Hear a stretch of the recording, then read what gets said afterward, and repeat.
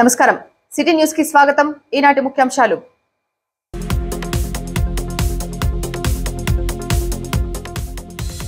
వినుకొండ పట్టణంలో ఘనంగా 76వ గణతంత్ర దినోత్సవ వేడుకలు అన్ని రాజకీయ పార్టీలు ప్రభుత్వ కార్యాలయాలలో ప్రభుత్వ మరియు ప్రైవేట్ పాఠశాలల్లో రెపరెపలాడిన మువ్వన్నెల జెండా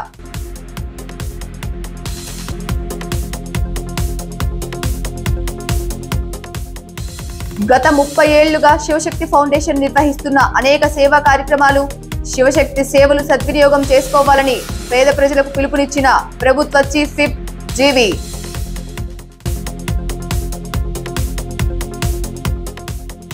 వినుకొండ నియోజకవర్గాన్ని 5 ఏళ్లు చెంబల్లోయగా మార్చిన చరిత్ర బుల్లా బ్రహ్మనాయుడుదని ఘాటైన విమర్శలు చేసిన ప్రభుత్వ చీఫ్ విప్ వినుకొండ ఎమ్మెల్యే జీవి ఆంజనేయులు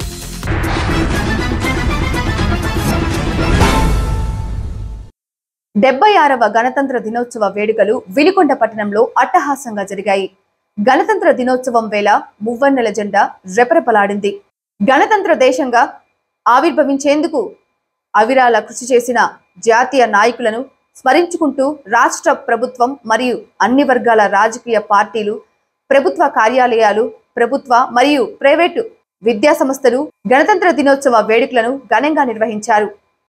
75 సంవత్సరాల నుండి మనం 76లోకి అడుగు పెట్టాం. ఈరోజు అనేక లక్షల మంది మన స్వతంత్రం కోసం పోరాడి భారతదేశానికి స్వతంత్రం సంపాదించారు. మహాత్మా గాంధీ గారు, నెహ్రూ గారు, సుభాష్ చంద్రబోస్, వల్లభాయ్ పటేల్ లాంటి వాళ్ళు, అల్లూరి సీతారామరాజు లాంటి వాళ్ళు, కందుకూరి వీరేశలింగం పంతులు గారు, ప్రకాశం పంతులు గారు, ఇలాంటి వారు మహానుభావులు ఎంతో మంది మన స్వతంత్రం కోసం పోరాడారు. వారు ఇచ్చినటువంటి స్వతంత్ర ఫలాల్ని మనం అనుభవిస్తున్నాం. ఈరోజు భారత రాజ్యాంగాన్ని అమలు చేసినటువంటి రోజు గణతంత్ర దినోత్సవంగా మనం సెలబ్రేట్ చేసుకుంటున్నాం. దేశవ్యాప్తంగా మనకి డాక్టర్ బిఆర్ అంబేద్కర్ గారు భారతదేశం గర్వించదగ్గ, ప్రపంచం గర్వించదగ్గ ఒక గొప్ప ప్రజాస్వామ్య దేశంలో ఒక గొప్ప రాజ్యాంగాన్ని రచించారు. ఆ రాజ్యాంగం ఈరోజు అన్ని దేశాలు మెచ్చుకున్నటువంటి రాజ్యాంగం, అన్ని కులాల్ని అన్ని మతాల్ని గౌరవించేటువంటి సాంప్రదాయం, పేద ధనిక తేడా లేనటువంటి రాజ్యాంగం, అన్ని వర్గాలకి న్యాయం చేసేటువంటి గొప్ప రాజ్యాంగం ఈరోజు మనం అమలు చేసుకుంటా ఉన్నాము. మరి ఇప్పుడు 75 సంవత్సరాలు పూర్తయి 76వ సంవత్సరంలో మనం అడుగుపెట్టినటువంటి సందర్భంగా మరి 76వ గణతంత్ర దినోత్సవ శుభాకాంక్షలు తెలియజేస్తున్నాను. మరి ఈరోజు మనం ప్రజాస్వామ్య విలువలను కాపాడుకుంటూ మనం ముందుకెళ్లాల్సినటువంటి అవసరం ఉంది. అట్లాగే రాజ్యాంగ విలువల్ని మనం కాపాడుకోవాల్సినటువంటి అవసరం ఉందని ఈ సందర్భంగా తెలియజేస్తూ, గత ప్రభుత్వం ప్రజాస్వామ్య విలువల్ని కాలరాసింది. వైఎస్ఆర్ ప్రభుత్వంలో రాజ్యాంగ విలువల్ని మంట కలిపారు, అట్లాగే ప్రజాస్వామ్య విలువల్ని తొంగలో దొక్కారు. ఆ విధంగా ప్రజాస్వామ్యానికి అగౌరవం జరిగింది. అలాగే రాజ్యాంగ విలువల్ని అమలు చేయకుండా అన్ని వ్యవస్థల్ని సర్వనాశనం చేశారు వైఎస్ఆర్ పాలన 5 సంవత్సరాల్లో. కానీ ఈరోజు ఎన్డీఏ ప్రభుత్వం అధికారంలోకి వచ్చినాక చంద్రబాబు గారు ముఖ్యమంత్రి అయిన తర్వాత 6 నెలల్లోనే ఇప్పుడు వ్యవస్థలన్నీ కూడా గాడిలో పెట్టి ప్రజాస్వామ్య విలువల్ని మళ్ళీ వినోడింపు చేశారు. రాజ్యాంగ విలువల్ని ఈరోజు అమలు చేస్తా ఉన్నారు. ప్రజాస్వామ్య విలువలు కాపాడుతూ రాజ్యాంగ విలువలు అమలు చేస్తూ ఈరోజు రాష్ట్రంలో అభివృద్ధిలో మళ్ళీ ముందుకెళ్తా ఉన్నాం. పేదరికం లేని సమాజాన్ని ఈరోజు చూడాల్సినటువంటి అవసరం ఉంది. మన పెద్దలు ఆశించిన విధంగా మళ్ళీ చంద్రబాబు గారి నాయకత్వంలో 2047 కల్లా మన స్వర్ణాంధ్రప్రదేశ్ సాధించుకోవాలి. ప్రతి కుటుంబం ఆర్థిక ప్రదేశ్ సాధించాలి. మన దేశంలో ఆంధ్రప్రదేశ్ రాష్ట్రం అభివృద్ధిలో అగ్రగ్రామాన్ని ఉండాలని చెప్పేసి ప్రతి కుటుంబంలో పారిశ్రామికవేత్త ఎదిగే విధంగా మనందరం కూడా ముందుకు నడవాలని ఈ సందర్భంగా కోరుకుంటూ విద్యార్థులకు అభినందనలు తెలియజేస్తూ, నాకు ఈ అవకాశం ఇచ్చిన పెద్దలందరికీ ధన్యవాదాలు తెలియజేస్తూ, మరొకసారి గణతంత్ర దినోత్సవ శుభాకాంక్షలు తెలియజేస్తూ సెలవు తీసుకుంటున్నాను. ప్రజాసేవే లక్ష్యంగా శివశక్తి లీలా అంజన్ ఫౌండేషన్ అందిస్తున్న సేవలను ప్రజలు సద్వినియోగం చేసుకోవాలని ప్రభుత్వ చీఫ్ విప్ జీవి ఆంజనేయులు అన్నారు. గణతంత్ర దినోత్సవం సందర్భంగా శంకర్ కంటి ఆసుపత్రి సహకారంతో శివశక్తి ఫౌండేషన్ ఆధ్వర్యంలో స్థానిక ప్రభుత్వ జూనియర్ కళాశాలల ఆవరణలో ఆదివారం ఏర్పాటు చేసిన కంటి వైద్య శిబిరాన్ని ప్రభుత్వ చీఫ్ విప్ జీవి ఆంజనేయులు సతీమణి లీలావతి దంపతులు ప్రారంభించారు. ఈ సందర్భంగా చీఫ్ విప్ జీవి మాట్లాడుతూ, గత 30 ఏళ్లుగా శివశక్తి ఫౌండేషన్ అనేక సేవా కార్యక్రమాలు నిర్వహిస్తూ పేద ప్రజలను ఆదుకోవటం జరిగిందన్నారు. కంటి చూపు లేక ఇబ్బంది పడుతున్న అవ్వా తాతలకు ఆపరేషన్లు చేయించి కంటి చూపునివ్వడంతో తనకెంతో సంతృప్తిని ఇస్తుందన్నారు. శివశక్తి ఫౌండేషన్ చైర్మన్ లీలావతి ఆధ్వర్యంలో జరిగే సేవా కార్యక్రమాలను ప్రజలందరూ సద్వినియోగం చేసుకోవాలని కోరారు. ఉచిత కంటి వైద్య శిబిరానికి 2,000 మందికి పైగా వృద్ధులు హాజరు కాగా కంటి పరీక్షలు నిర్వహించి ఉచితంగా మందులు పంపిణీ చేశారు. కార్యక్రమంలో మాజీ శాసనసభ్యులు మక్కెన మల్లికార్జునరావు, టీడీపీ, జనసేన నాయకులు పాల్గొన్నారు. ముఖ్యంగా ఈరోజు మీ అందరికీ మంచి కంటి వైద్య సేవలు అందిస్తున్నామంటే మాకు చాలా సంతోషంగా ఉంది. పంచేంద్రియాల్లో కన్ను చాలా ముఖ్యమైనది. కన్ను బాగుంటే ఎవరి పని వాళ్ళు బ్రహ్మాండంగా చేసుకోవచ్చు. అందువల్లనే మన శరీర భాగాలన్నింటిలో కన్ను చాలా ముఖ్యమైనది కాబట్టి ఈ కంటి వైద్య శిబిరం అందించాలని ఈ కార్యక్రమాలని మొదలు పెట్టడం జరిగింది. అలాగే మన ఆర్ఎంపీ డాక్టర్లు కూడా ఎప్పుడు అడిగినా సరే వాళ్ళు శివశక్తి క్యాంప్ అంటే 20-30 మంది వచ్చి ఆర్ఎంపీ డాక్టర్లు కూడా చక్కగా వచ్చి మనకి సేవలు అందిస్తున్నారు. వాళ్ళకి అందరికి కూడా ఒకసారి గట్టిగా చప్పట్లు కొట్టి అభినందించాలని కోరుతున్నాం. జన్మభూమి రుణం తీర్చుకోవడం కోసం పేదవారికి సేవ చేయాలని శివశక్తి లీలాంజన్ ఫౌండేషన్ ఏర్పాటు చేయడం జరిగింది. లీలావతిని హృదయపూర్వకంగా అభినందిస్తున్నా. భవిష్యత్తులో ఈ క్యాంపులతో పాటు ఐ క్యాంపులతో పాటు జాబ్ మేళాలకు కూడా శివశక్తి సహకారం ఇవ్వాలని చెప్పేసి నేను కోరుతున్నా. యువతకు ఉద్యోగ అవకాశాలు కూడా ఇవ్వాల్సినటువంటి అవసరం ఉంది. పొలిటికల్ గా మేము సపోర్ట్ చేస్తాం. శివశక్తి ఫౌండేషన్ ద్వారా ఏర్పాట్లు చూడాలని ఈ సందర్భంగా కోరుతున్నా. ప్రజలకు సేవ చేయటం అంటే దేవుడు నాకు ఇచ్చినటువంటి అదృష్టంగా అవకాశంగా నేను భావిస్తున్నా. ఈ మరి కంపెనీ పెట్టినప్పుడే వచ్చినటువంటి ఆదాయంలో కొంత భాగం పేదలకు ఖర్చు పెట్టాలి, సమాజానికి ఉపయోగపడేటువంటి పనులు చేయాలి, ఆధ్యాత్మిక కార్యక్రమాలకు ఖర్చు పెట్టాలి, సేవా కార్యక్రమాలకు ఖర్చు పెట్టాలని మరి కంపెనీ ఎజెండాలో కూడా నిర్ణయించుకోవడం జరిగింది. అదే విధంగా భవిష్యత్తులో లీలావతి గారు ఇంకా పెద్ద ఎత్తున సేవలు చేయాలని నేను కోరుతున్నా. ఇంకా భవిష్యత్తులో 100 కోట్లు 1000 కోట్లు కూడా ఈ ఫౌండేషన్ ద్వారా పేద ప్రజల కోసం ఈ ట్రస్ట్ యాక్టివిటీస్ కొనసాగించాలని, ఇంకా బాగా చేయాలని, ఆ భగవంతుడు ఆయురారోగ్యాలు ఇవ్వాలి, మంచి ఐశ్వర్యాన్ని కూడా సేవ చేయడానికి ఇవ్వాలని భగవంతుడిని ప్రార్థిస్తూ లీలావతికి ప్రత్యేక అభినందనలు తెలియజేస్తూ భవిష్యత్తులో ఇంకా విస్తారంగా ఇలాంటి సేవా కార్యక్రమాలు కొనసాగించాలని కోరుతున్నా. ముందుగా అందరికీ గణతంత్ర దినోత్సవ శుభాకాంక్షలు. ఈ రోజు ఆంజనేయులు గారు పెట్టడం కూడా చాలా సంతోషంగా ఉంది. ఈ శివశక్తి లీలాంజన్ ఫౌండేషన్ స్థాపించింది ఆంజనేయులు గారి ఆలోచన నుంచి వచ్చినటువంటి ఆలోచన.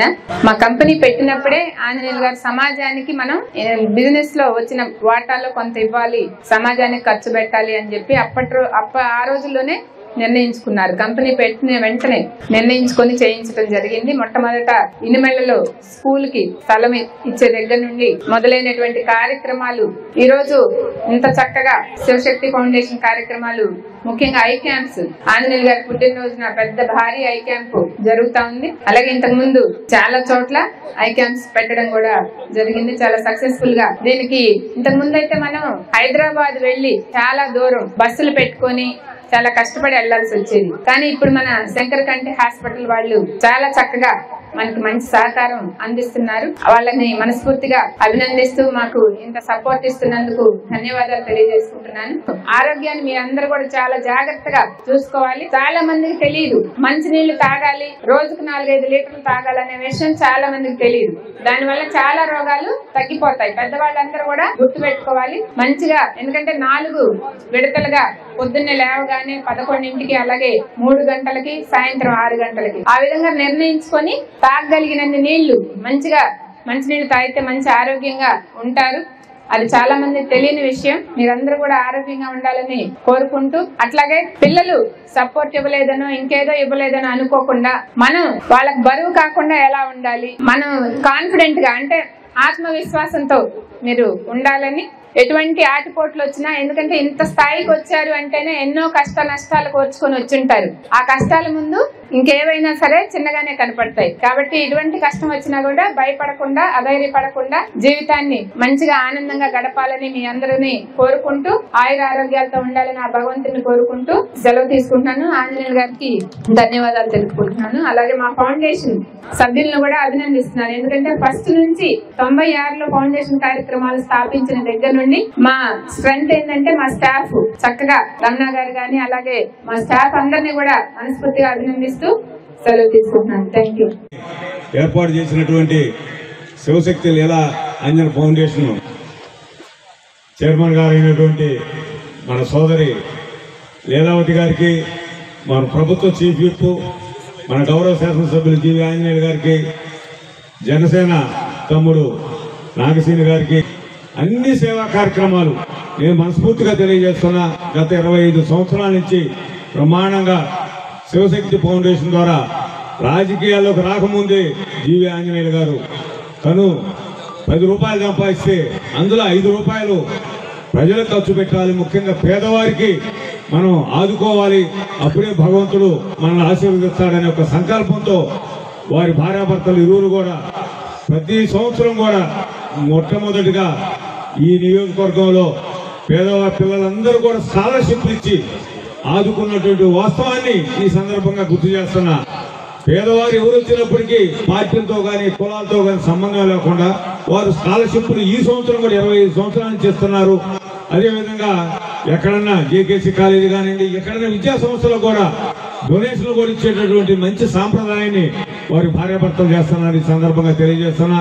దానితో పాటు మరి పేదవారైనటువంటి వృద్ధులకి ముఖ్యంగా కంటి ఆపరేషన్లు, ఇది చాలా అదృష్టం, భగవంతుడు ఆయనకి ఇచ్చిన వరం ఇది.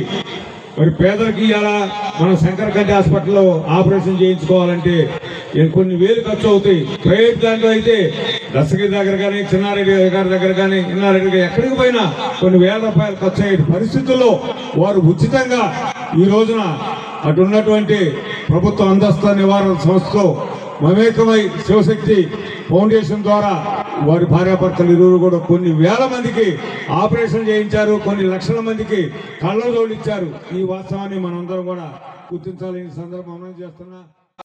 5 ఏళ్లు తప్పుడు కేసులు, దొంగతనాలు, హత్యలు, అత్యాచారాలకు వినుకొండను కేరాఫ్ గా మార్చిన వ్యక్తి ఇప్పుడు మాట్లాడుతుంటే దయ్యాలు వేదాలు వల్లించినట్లుగా కనిపిస్తోందంటూ ప్రభుత్వ చీఫ్ విప్ శాసనసభ్యులు జీవి ఆంజనేయులు అన్నారు. రషీద్ హత్య కేసు, వైకాపా వారిపై తప్పుడు కేసులు పెడుతున్నారంటూ మాజీ ఎమ్మెల్యే బొల్లా బ్రహ్మనాయుడు శనివారం చేసిన వ్యాఖ్యలపై ఆదివారం నిర్వహించిన మీడియా సమావేశంలో తీవ్ర స్థాయిలో విరుచుకుపడ్డారు జీవి. బొల్లా హయాంలో ఏ రోజైనా ప్రజాస్వామ్యాన్ని కాపాడారా అని ప్రశ్నించారు. రైతులపై హత్యాయత్నం కేసులు పెట్టిన నీచ చరిత్ర మరిచిపోయారా అని మండిపడ్డారు. బొల్లా ఒక అరాచక శక్తిగా మారాడు కాబట్టే ప్రజలు ఎవరిని ఓడించని మెజారిటీతో ఓడించారన్నారు.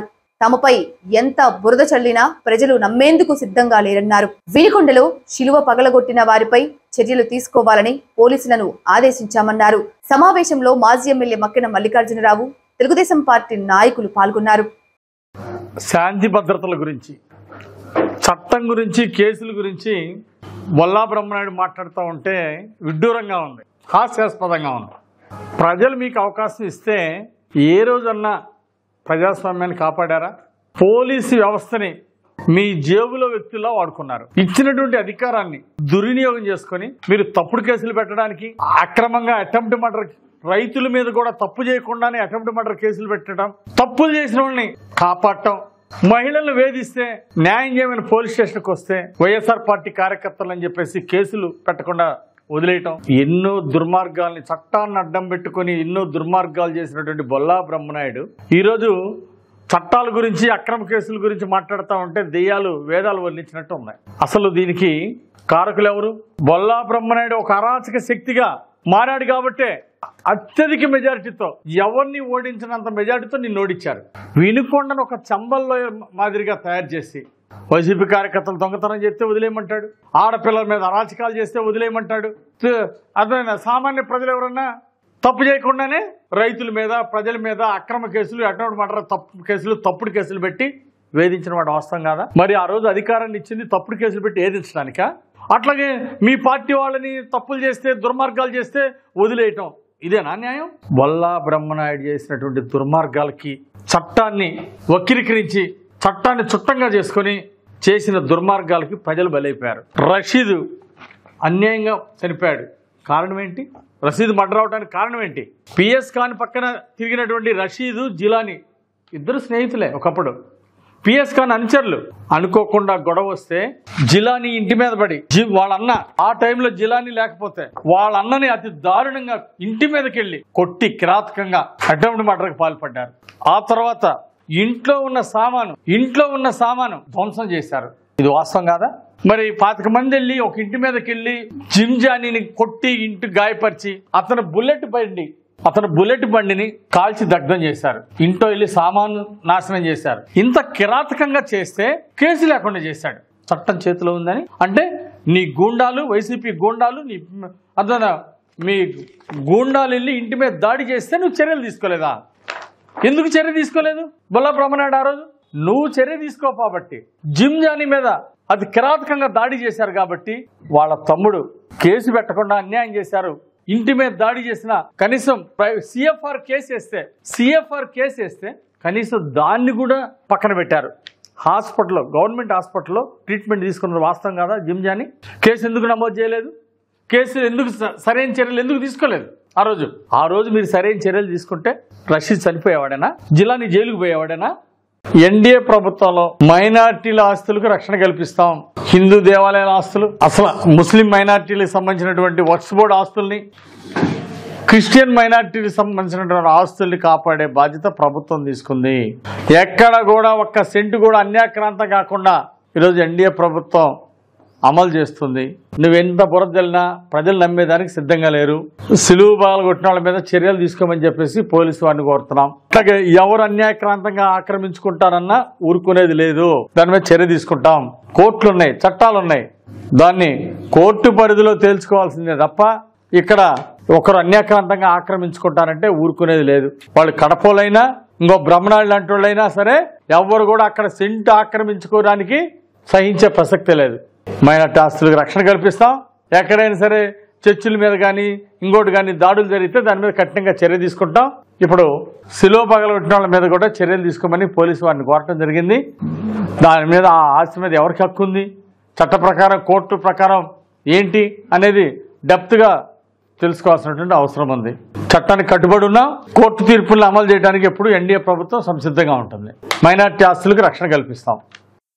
సిటీ న్యూస్ ఇంతటితో సమాప్తం. తిరిగి రేపటి సిటీ న్యూస్ లో మళ్ళీ కలుద్దాం. అంతవరకు సెలవు. నమస్కారం.